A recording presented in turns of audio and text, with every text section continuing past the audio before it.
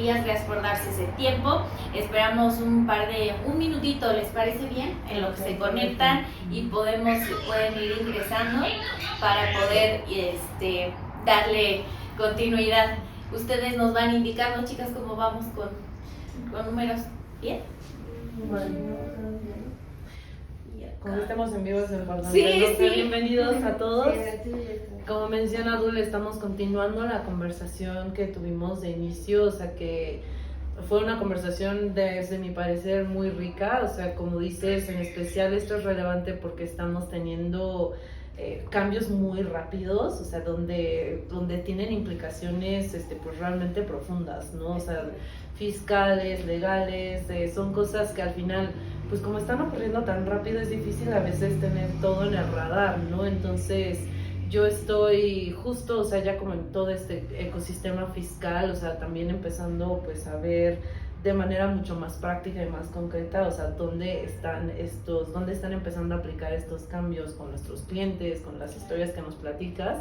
Y creo que la conversación que tuvimos anteriormente, que si no la han todavía revisado, pueden ir al Instagram de Dul, ahí ella la tiene guardada, y también en nuestro YouTube también tenemos ahí la conversación guardada. En esa conversación empezamos hablando en términos más generales de cuáles son los aspectos que están cambiando en esta reforma, qué es lo que podemos esperar, o sea, cuáles son los retos, pero a un nivel un poco más general.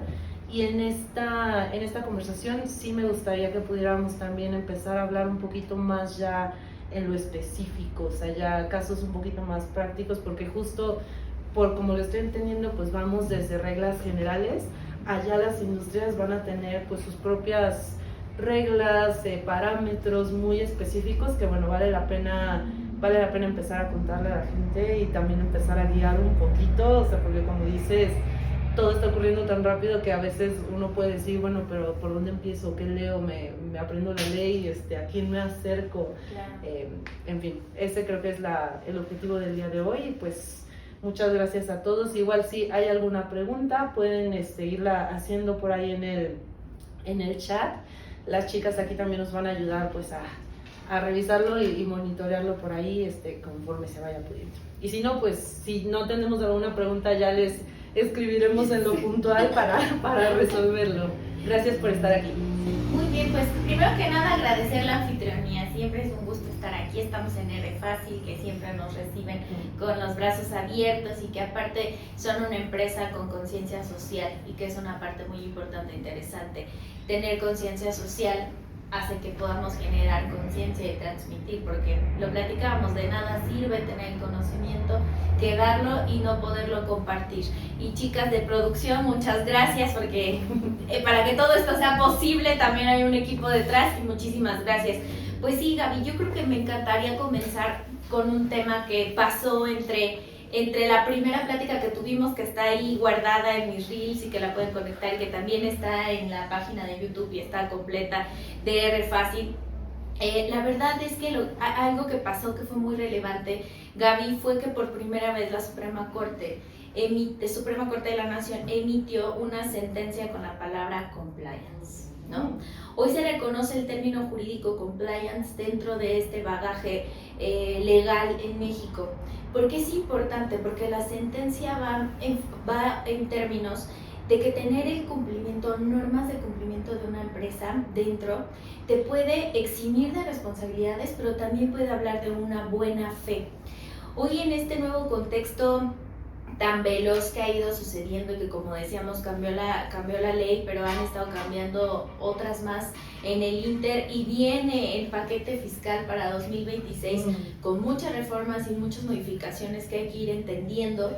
Ayer concluían una plática muy simple.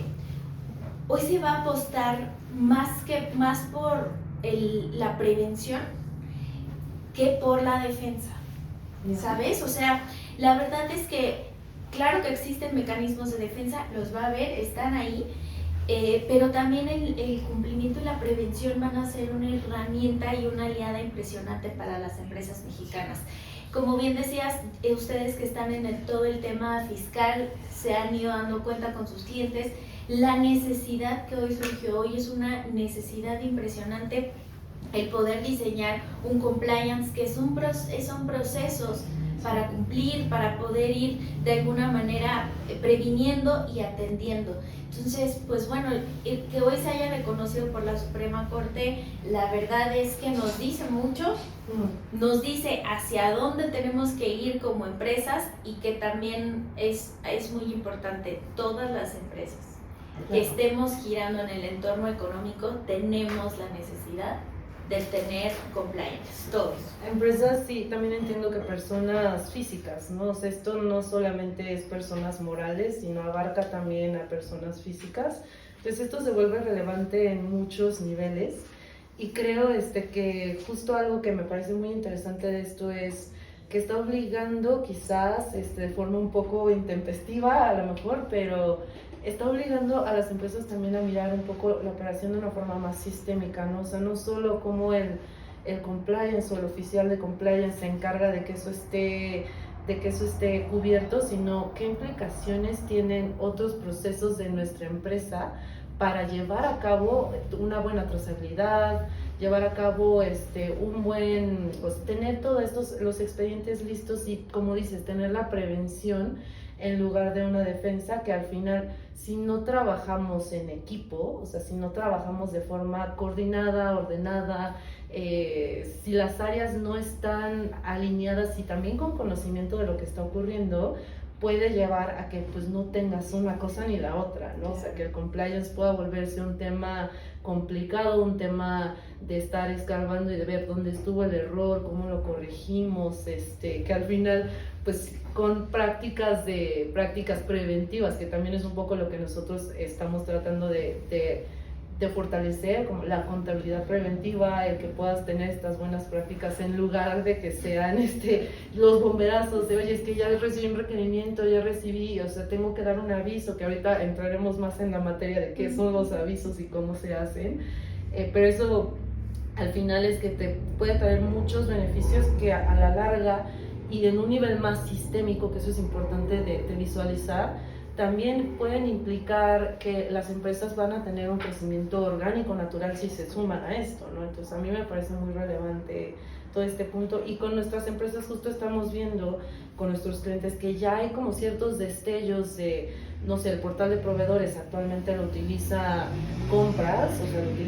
fuertemente, pero ya nos están pidiendo ciertas cosas como, oye, necesito agregar esto porque la materialidad de la información. Entonces, ¿sabes? O sea, aquí hay cosas que ya se están empezando a unir y empezar a cuadrar, y pues bueno, este punto creo que es fundamental ahorita poder adelantarse lo más posible y aprovechar que podemos hacer esta parte de defensa.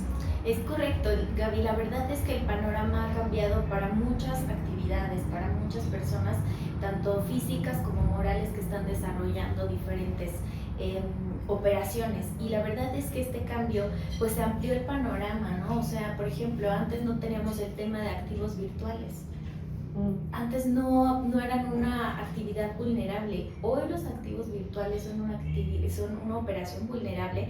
No importa que los ciudadanos estén fuera del país, o sea, no importa si los ciudadanos mexicanos están ejerciendo estas operaciones en otro país, también hay que tener, y además es muy importante, la ley lo dice y lo obliga en temas de activos virtuales, Gaby, que es algo bien interesante, que hay que tener toda la información a disposición de la autoridad todo el tiempo. O sea, toda la información material de las operaciones con activos virtuales tienen que estar disponible para la autoridad todo el tiempo. ¿Eso qué nos dice? Pues que hay que tener mucho conocimiento y muchas preguntas que contestar. ¿Con quiénes estamos haciendo operaciones? ¿Cómo las estamos haciendo? ¿Dónde las estamos haciendo? ¿Qué montos están pasando? Porque esa información ya no es opcional el tenerla o no tenerla. Hoy es obligatoria. En el tema de activos virtuales, y ahorita vamos a entrar un poco más de avisos, pero sí es algo que me vuela la cabeza el saberlo, que vamos a ser muy honestos, o sea, con el tema de activos virtuales para operaciones de clientes, se necesita un monto mínimo para ser sujeto de avisos. Y cuando es la contraprestación por el servicio que ofrecen de almacenaje, de transmisión, de compra o venta a estas plataformas electrónicas, son 4 UMAS para presentar aviso. O sea, 4 UMAS. El UMA está en 113.14 pesos. Hagan cuentas y son por ahí de 500 pesos. La verdad es que todas las operaciones son arriba de 500 pesos, entonces sí, todo el tiempo se van a tener que estar presentando avisos. Y es que en realidad justo este tema de los avisos, ¿no? Estábamos leyendo un poquito con las diferentes industrias, ¿no? O sea que bueno, por un lado es las nuevas industrias que ahora se consideran actividad vulnerable, pero también, o sea, tú que no eres actividad vulnerable, pero estás teniendo operaciones con una empresa que es una actividad vulnerable, también tienes que tenerlo, ¿no? Y es interesante porque de alguna manera, pues en las operaciones estamos pues interactuando en el día a día con diversas industrias, o sea, dependiendo del giro, pero yo creo que más o sea, pues si no es que todas, tendremos interacciones con muchas empresas que son actividad vulnerable o seremos propiamente actividad vulnerable, entonces hay que tener todas las reglas al día y bueno, seguramente quizás ahora las personas que nos están escuchando van a decir, oye, pero es que entonces, ¿cómo le hago? ¿Cuáles son estas reglas?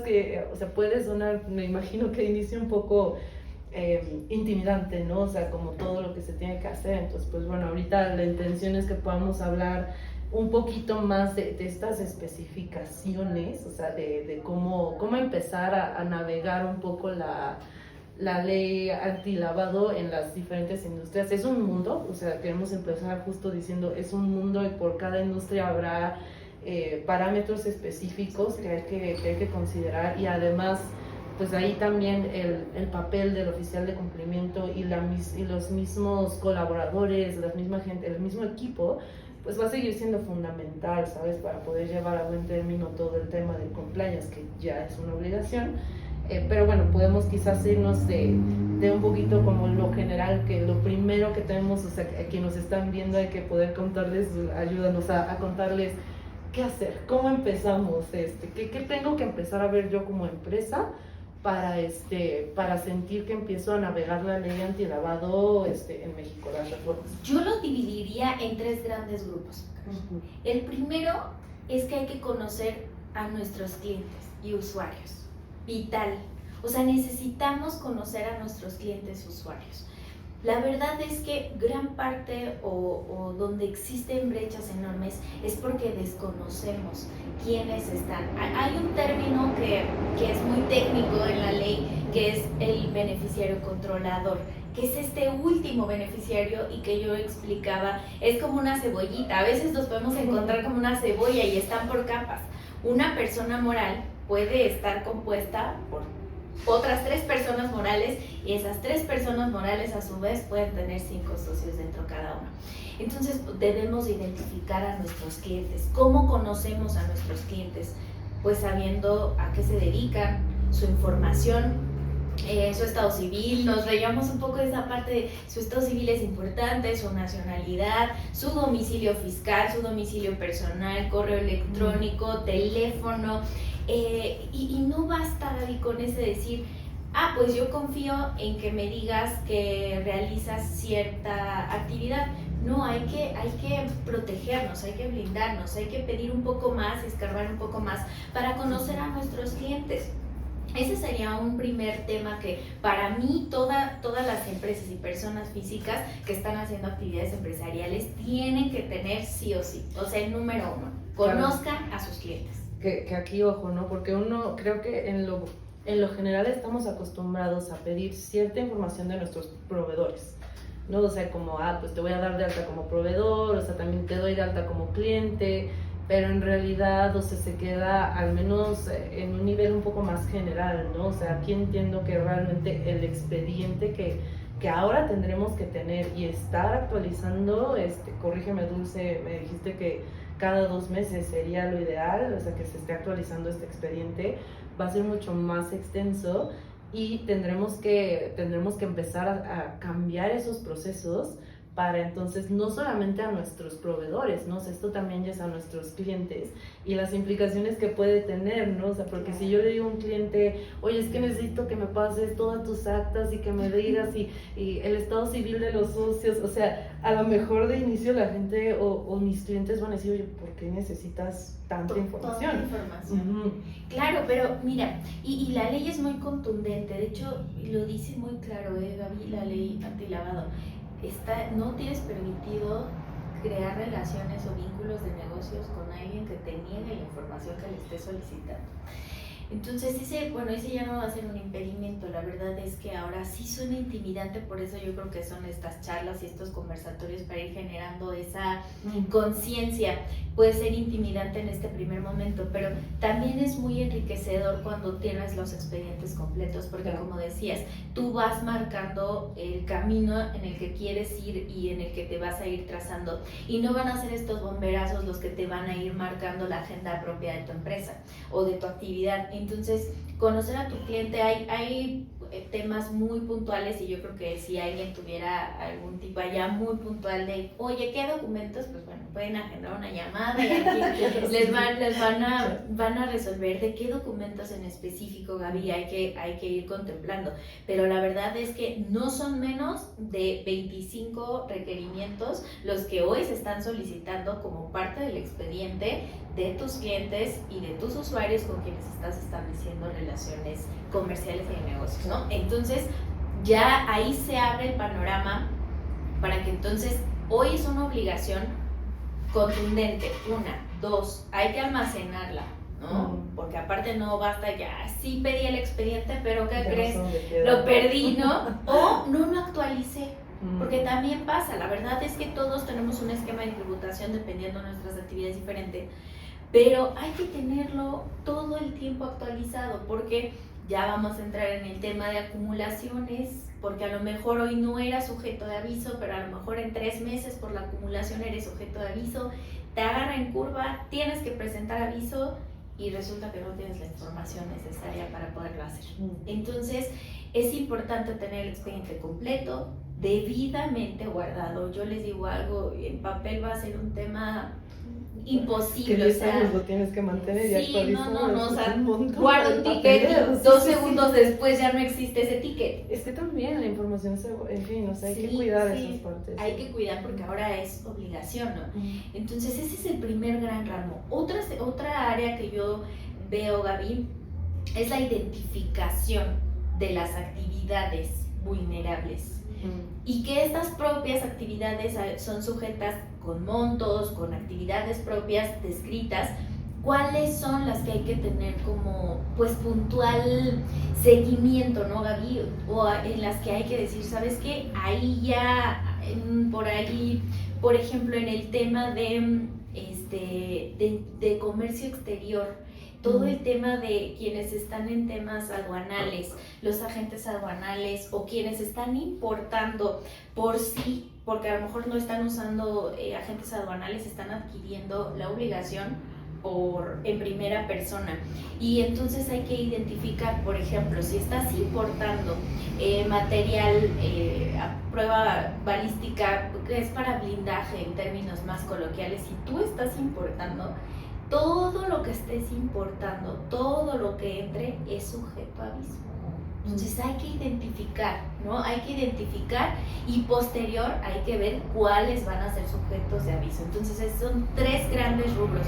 Conoce a tu cliente, identifica las actividades, ve cuáles son, hay que poner más atención y hay que tener claridad cuándo y por qué hay que presentar avisos. Entonces en esas 3 primeras rubros, con que comencemos a hacer esto de manera más dinámica y un poco más ordenada, ya vamos dando ese pequeño pasito para prevenir cualquier tipo de multa por no hacerlo, que aparte no son multas bajas, por no presentar avisos son multas de millones.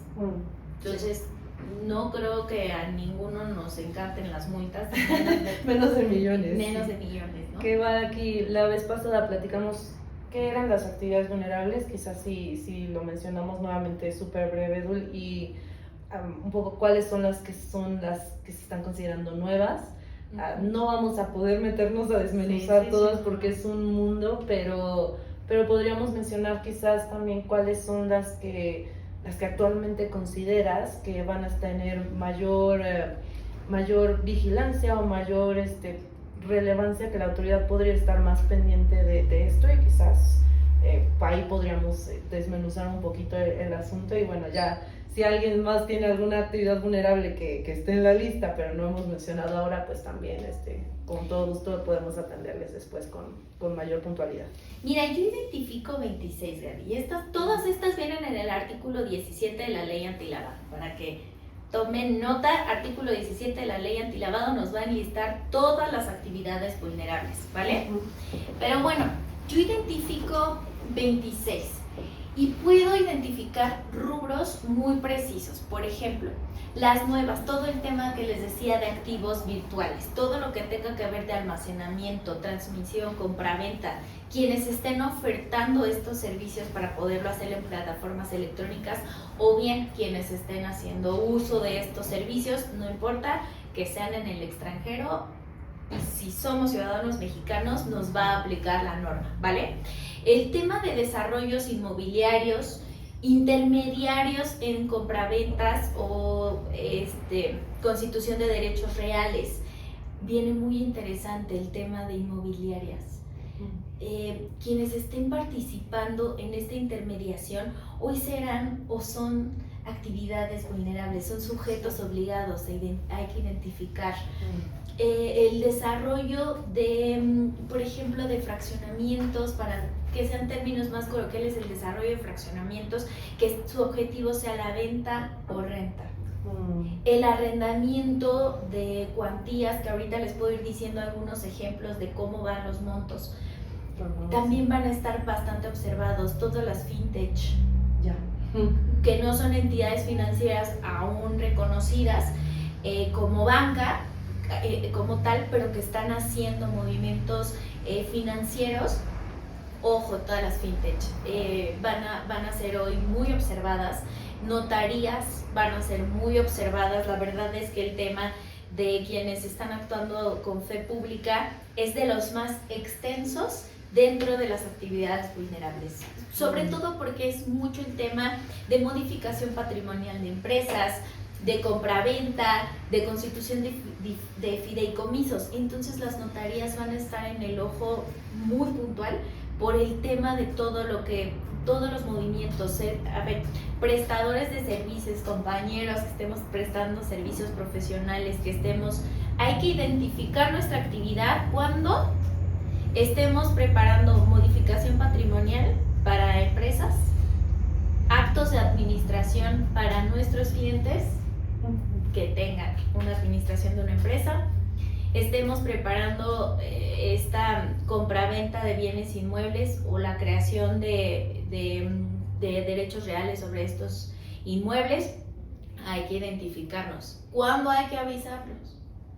Cuando los estemos haciendo a nombre de nuestros clientes, este tipo de operaciones que ya identificamos. Por eso les decía, vamos como en escalas.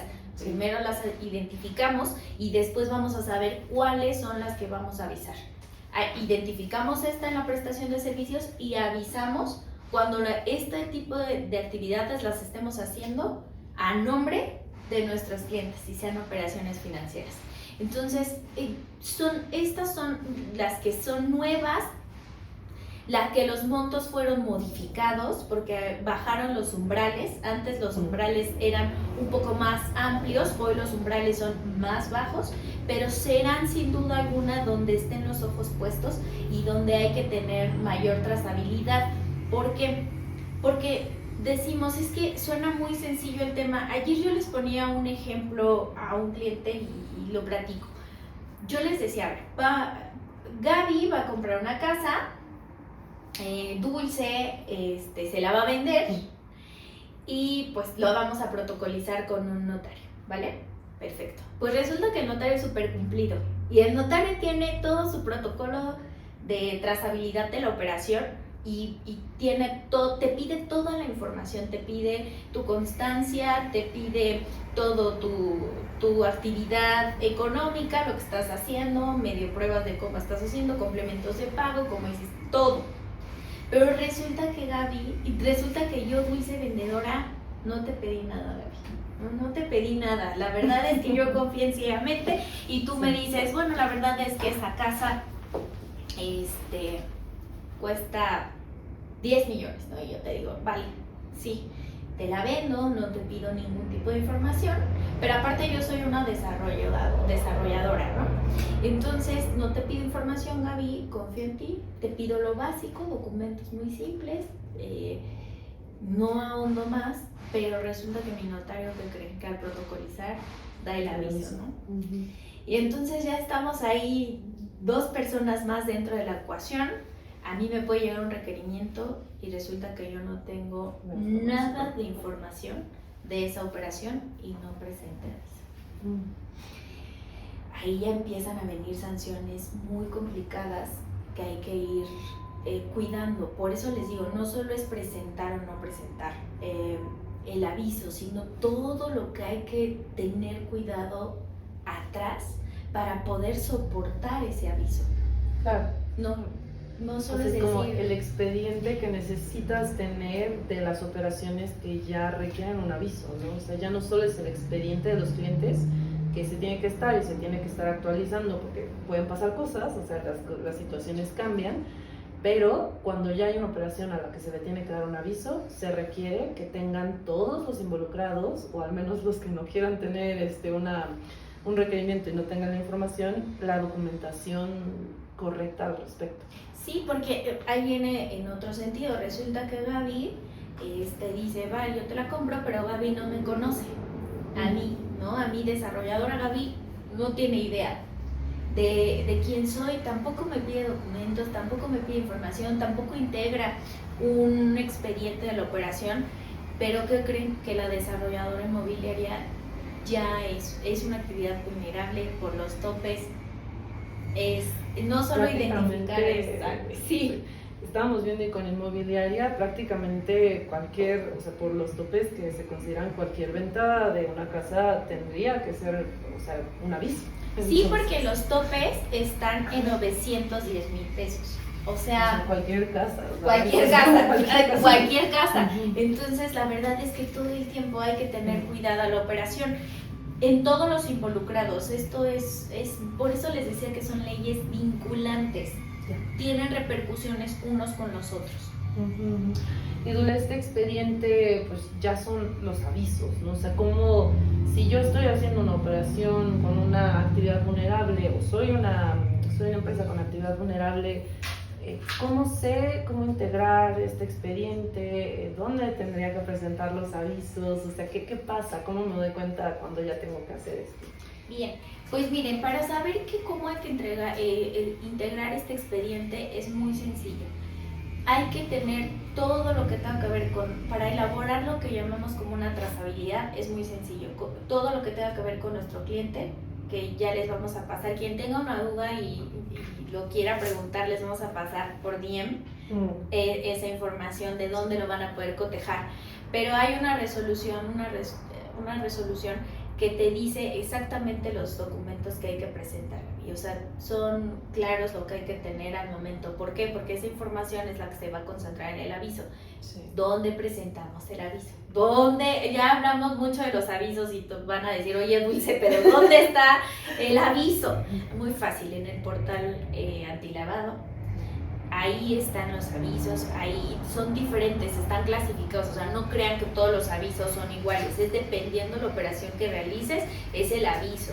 Vienen varias pestañas, ojo porque también ya me pasó con un cliente, presentaron el aviso, no se dieron cuenta que eran 3 pestañas más. Lo presentaron incompleto. Y se fue incompleto. Entonces hay que tener mucho cuidado, el aviso viene en 3 pestañitas hasta 4 pestañitas, depende del tipo de operación que estés realizando, es cómo va a estar funcionando.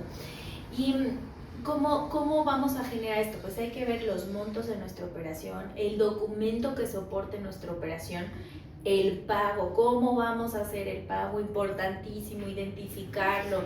No podemos hacer pagos en efectivo rebasando topes, ¿no? Entonces hay que tener mucho cuidado. Yo les sugiero, si es un tema de trazabilidad y estamos hablando de ya todo lo que empieza arriba de 360,000 pesos, más o menos, cuidado. O sea, norma general para cualquier... Sí. O sea, sabemos que hay industrias mucho menos. Son mucho menos, pero fintech y activos virtuales, ignoren lo que estoy diciendo, sí, pero en temas un poco más coloquiales hay que tener cuidado del uso que estamos haciendo del efectivo. Entonces, si te proponen operaciones de una casa en efectivo, huye, ¿no? O sea, un poquito sí, es un poquito rojo, es una red flag que hay que tener mucho cuidado.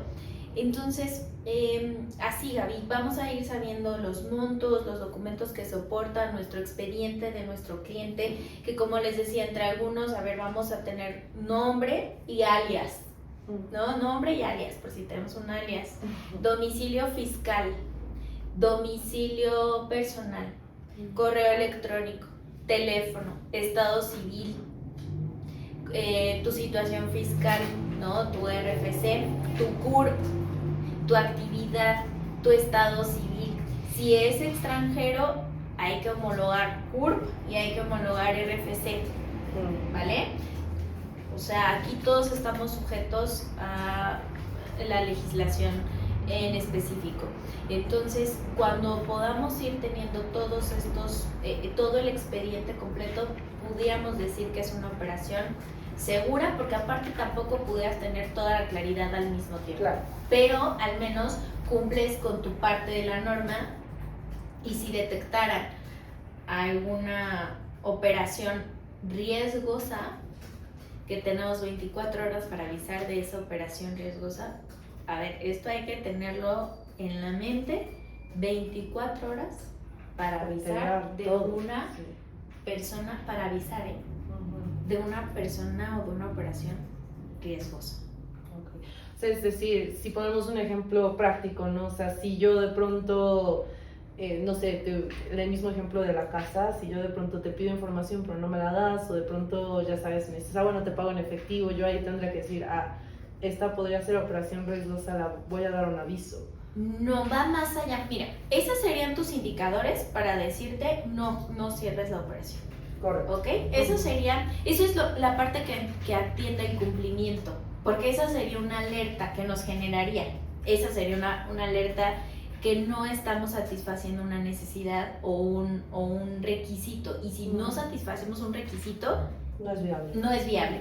Pero no vamos a decir que todo salió muy bien y que se integraron expedientes, todos nos fuimos contentos, todos presentamos aviso, pero resulta que un mes después la inmobiliaria a la que le compraste tiene un tema complicado, a lo mejor algún tipo de un tema con una unidad de inteligencia financiera, y lo sabemos y te enteras. Ok. O sea, incluso si ya es después de la operación. Tienes 24 horas para avisar. ¿Qué pasa si no tienes expediente, Gaby?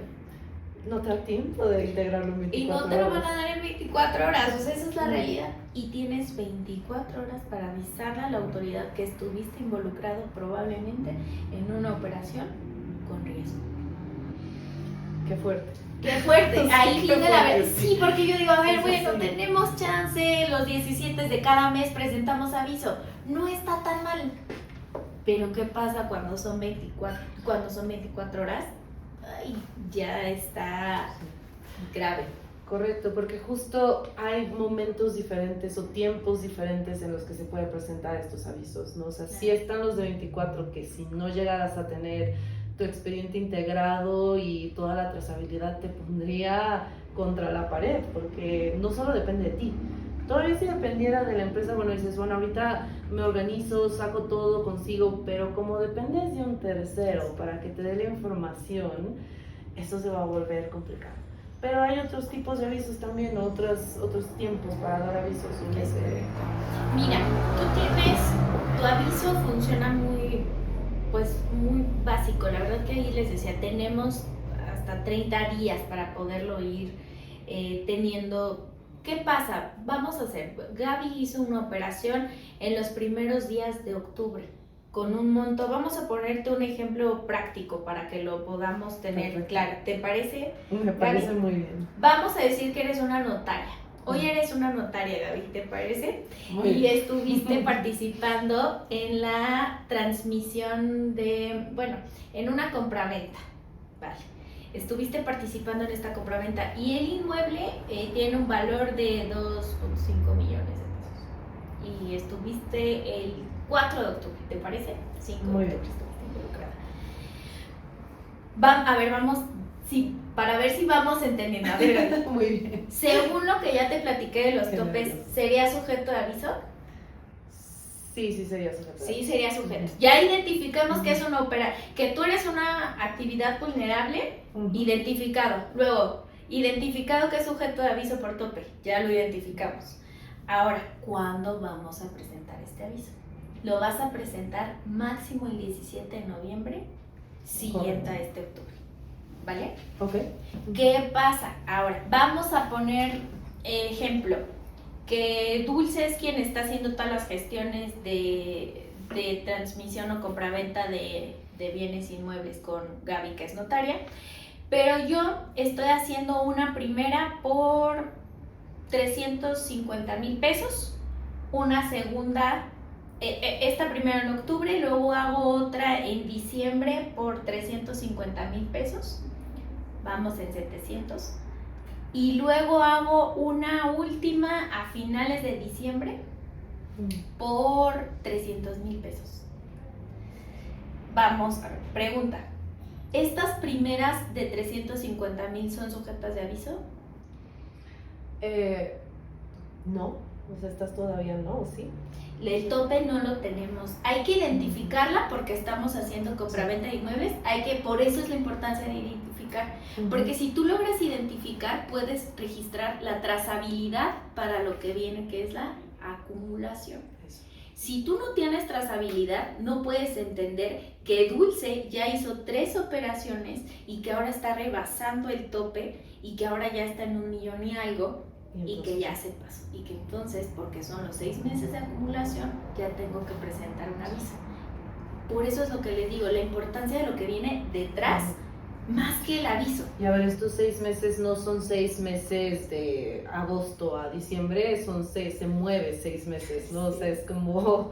Es correcto, que ahí también viene el truco, ¿no? O sea, dices, bueno, es que no es por periodos, no lo vamos a ver por periodos, o sea, es por la misma, desde que inicias esta y operaciones hasta que logras ese tope, transcurrieron 6 meses, hay que presentar. Por eso es importante el diseño y el control de tener protocolos, Gaby, porque si tú no tienes un proceso que te guíe y te lleve a poder tener claridad en las operaciones y poder trazarlas, vas a estar en aprietos. O sea, no vas a poder cumplir o vas a estar presentando incompleto, desfasado, porque puedes subsanarte. Pero subsanarte, la ley es benévola y te dice, sí, claro, puedes subsanarte una sola vez.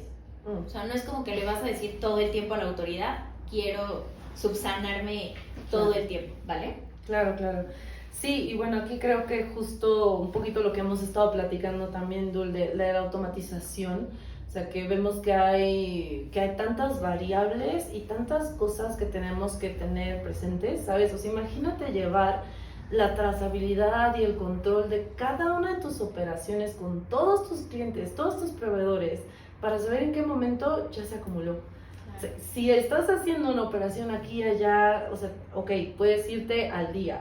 Esta aplica, no aplica, pero ya después ir llevando, o sea, todo este control se vuelve complejo.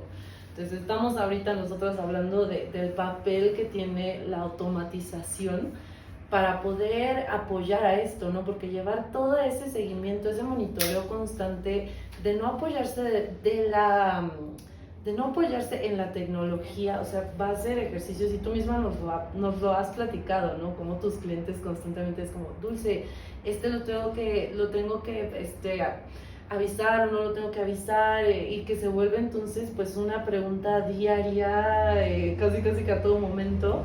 Es fundamental que podamos empezar a pensar en estas herramientas que nos van a ayudar a navegar esto, sin dejar de lado el hecho de que la automatización no va a ser suficiente. Claro, pero ayuda mucho. A ver, el tema de la tecnología hoy la tenemos que ver como aliada. Claro. O sea, la verdad es que ya no viene a ser un lujo, viene a ser una aliada y hasta una necesidad.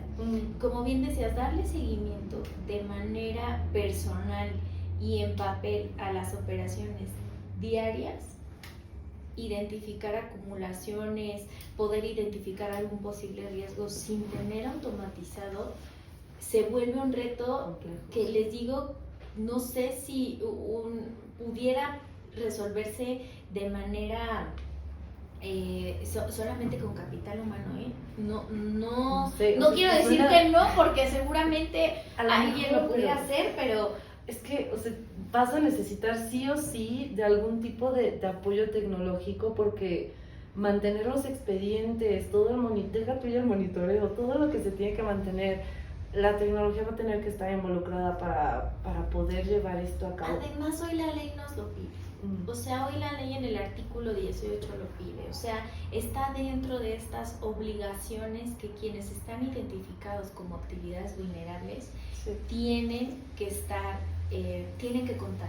O sea, a ver, tiene que haber un proceso de automatización, porque hay que hacer evaluaciones de riesgos. Y les digo algo, hacer evaluaciones de riesgos sin tener tecnología aliada es complicado. Poder identificar, poder almacenar. La ley te pide que almacenes expedientes por 10 años, pero además que los conserves. O sea, no solo es si tuve la intención de almacenar, es cómo los vas a conservar. Claro. ¿Qué garantías tienen de que tú los puedas conservar, ¿no? Entonces ahora viene una responsabilidad mucho más fuerte para la persona que está administrando la información. Ahora también no olvidemos, son datos, o sea, están protegidos independientemente de que lo que esté siendo un requerimiento de la autoridad, es un requerimiento que se va a transmitir a la autoridad. Claro. Mediante un debido proceso, que así debería de ser. Claro. Pero no olvidemos que esos datos siguen estando protegidos por una ley de protección de datos personales y que hay que tener mecanismos de seguridad para que no pueda existir filtraciones, pérdida o transmisión de manera inadecuada de datos personales. Claro. Sí, no, y es que eso entonces se vuelve, te digo, bastante relevante el poder tener estas herramientas, que justo es de lo que hemos estado hablando más, Dulce y yo últimamente, cómo hacemos para poder apoyar a las diferentes industrias que, pues básicamente todos nos vamos a enfrentar a esto, ¿no? O sea, cómo hacemos para que esto que tiene implicaciones fiscales, o sea, legales, penales, podría llegar a tener si no hay un buen manejo. ¿Cómo hacemos para que esto sea más manejable y que no se vuelva como tan agobiante y ya me llegó el requerimiento, ya alguien avisó y, o sea, la autoridad ya está investigando? O sea, eso estamos trabajando ahorita mucho de la mano como para poder ofrecer algo. Entonces ahí nos van a tener que esperar un poco, porque estamos en el diseño de todo, en desmenuzar todo esto para que de verdad tengamos algo que aporte ese valor, ¿no? Y que sea me gustaría dejarlo muy claro, porque esto no sería un sustituto de un oficial de compliance, no sería un sustituto del apoyo humano, sino más bien una herramienta para después. Es muy importante encontrar este punto de discernimiento, ¿sabes? Porque no va a haber manera en la que nosotros automaticemos el que te enteres que de pronto esta inmobiliaria está siendo investigada. Eso todavía va a ser discernimiento humano de ver y decir, entonces aquí es donde realmente, o sea, se van a mezclar las dos cosas de automatización, aspecto humano, discernimiento y el apoyo de expertos va a ser fundamental. Se va a complementar, Gaby. Yo creo que eso también es muy padre, porque al final del día, como bien dices, la ley maneja a este representante encargado de cumplimiento, porque siempre debe de haber un factor humano que valide. Pero oye, qué fácil para el representante encargado de cumplimiento tener una herramienta que lo ayude y lo apoye a poder salir adelante, ¿no? Y como bien decías, hay temas que son, por eso la pericia de una persona que pueda ser representante encargada de cumplimiento, apoyado con herramientas tecnológicas, que ya es una palomita porque está cumpliendo con la automatización de sus procesos, ¿no? Va a ir de la mano de otras plataformas que van a ir sosteniendo a las empresas o a quienes están haciendo actividades empresariales, van a poderlos ir sosteniendo en este nivel de cumplimiento. Te vas a poder ir identificando en dónde te encuentras, de dónde estás partiendo, cuáles están siendo tus riesgos, pero va a haber una persona que con esta capacidad de discernimiento pueda entonces ejecutar y entonces pueda solventar y entonces pueda, la verdad es que va a ser de alguna manera un apoyo que sin duda alguna, si yo les pudiera decir qué belleza sería poder tener todo cautivo en un lugar sin tener que andar buscando la factura del 2024 que no tiene complementos de pago hay que tratar de solucionar el tema porque resulta que ya no sabemos ni quién era nuestro cliente. Justo, ¿no? Sí, es que luego la información se puede quedar ahí en el limbo. Creo que una cosa lleva a la otra, Dulce, si quieres ya para ir concretando y vemos si hay alguna pregunta, pero el poder ir llevando esta trazabilidad y estas buenas prácticas desde el conocimiento de nuestros clientes, el conocimiento de nuestros proveedores, desde el ir actualizando esta información, el tener el conocimiento de cuáles son las reglas, los topes, si llega a haber, pues ahí obviamente tener esa información todos va a ser complejo, ¿no? Pero apoyarse de los expertos que te pueden ayudar a identificar, ya cuando esté listo quizás apoyarse de la tecnología que te va a poder ayudar a llevar este monitoreo y tener un poco esa paz mental, ¿no? Porque al final si llegan el momento de dar los avisos, si llega el momento de atender algún requerimiento por parte de la autoridad, tener la trazabilidad completa hace que eso no resulte tan agobiante, sino más bien decir, lo tengo, ¿no? O sea, tengo la manera de decir, yo en el momento en el que hice esta operación, esta fue la información que se me dio, así yo actué y eso ya te da la base para poder deslindarte o justificarlo, ¿no? Es correcto, Gaby. Yo creo que para cerrar, por eso habría con este tema de que hoy la Suprema Corte reconoció el compliance como término jurídico. 2, la sentencia que se emitió va tendiente a que las empresas tienen cierta buena fe al momento de tener compliance y trazabilidad y entonces empieza este deslinde o poder subsanar o poder corregir a tiempo, a lo mejor hasta de forma espontánea, evitando cualquier riesgo y error. Y además, a ver, Gaby, no solo es evitarlo, mira, hubo un caso muy, muy puntual que creo que estamos dejando mucho de lado, pero que no hay que perder de vista. Quienes están de manera habitual y profesional, cabe decirlo, porque también me llegan preguntas, oye, yo vendí mi carro, tengo que hacer un aviso. Tranquilos, es quienes están vendiendo automóviles, vehículos, quienes lo están haciendo, porque además no solamente son vehículos, no solamente son automóviles, son vehículos terrestres, marítimos. Actividades profesionales. Actividades profesionales y habituales, quienes los estén haciendo tienen topes y me gustaría compartirlos para que los pudiéramos tener un poco más aquí déjenme, traigo mi acordeón porque son demasiados, o sea, la verdad es que aquí está, miren, para identificar quienes están vendiendo automóviles, la actividad donde hay que identificarla son 3.210 más. Ahí hay que prender las alertas, las alarmas, es decir, estoy haciendo operaciones que son vulnerables y hay que identificar por el tema de acumulación, ¿va? que cuando hay que, ya son sujetas de aviso, y no está descabellado, escuchen, son 4.815 UMAS, que en pesos son 544.769. Sí, no es descabellado. Ya decíamos casi todos los vehículos de cierta gama para arriba, entonces, cuidado. ¿Por qué? Porque es algo, una actividad mucho más cotidiana, por eso la quería compartir, porque es una actividad mucho más cotidiana y porque muchas empresas que están vendiendo vehículos todavía no tienen en el radar que ya son sujetos obligados. Sí.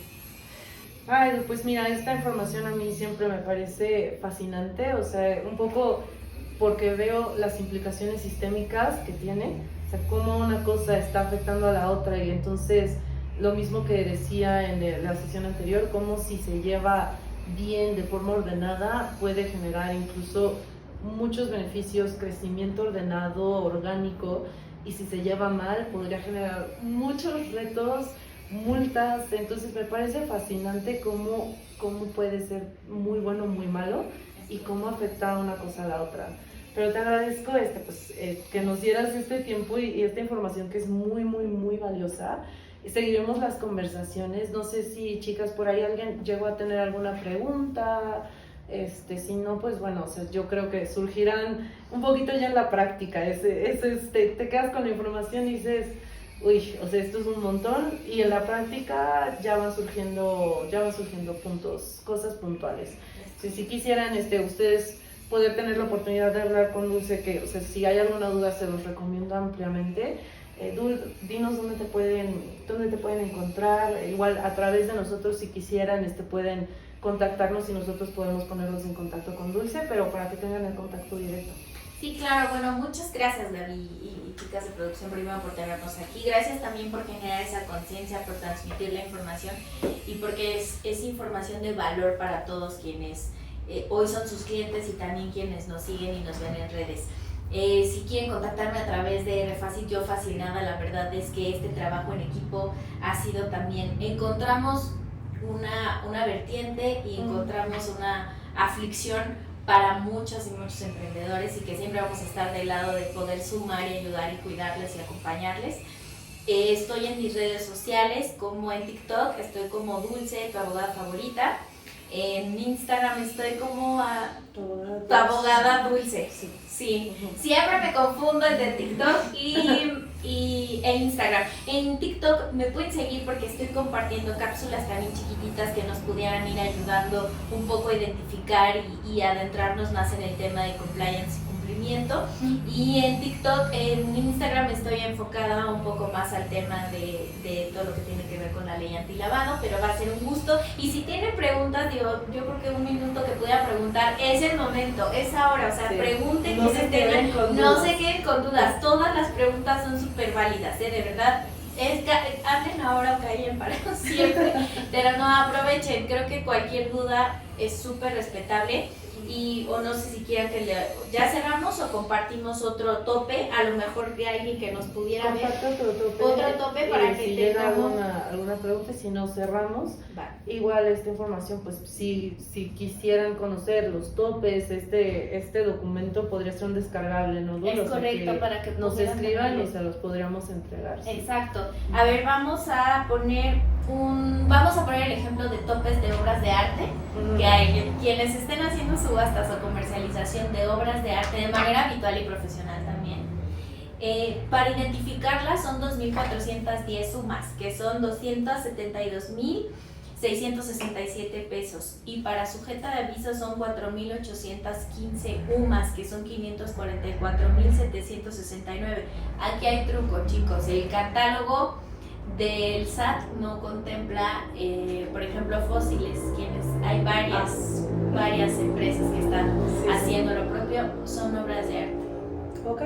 Entonces, ojo ahí porque a lo mejor se iba a conectar alguien que lo hacía, entonces por eso si tuvieran alguna duda, pues aquí estamos. Son montos, por ejemplo, quienes están otorgando mutuos, garantías y préstamos.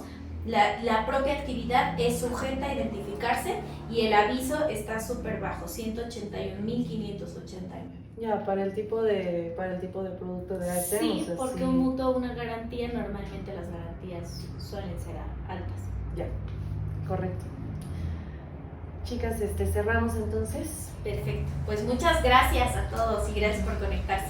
Gracias a todos. Nos vemos en la siguiente cápsula.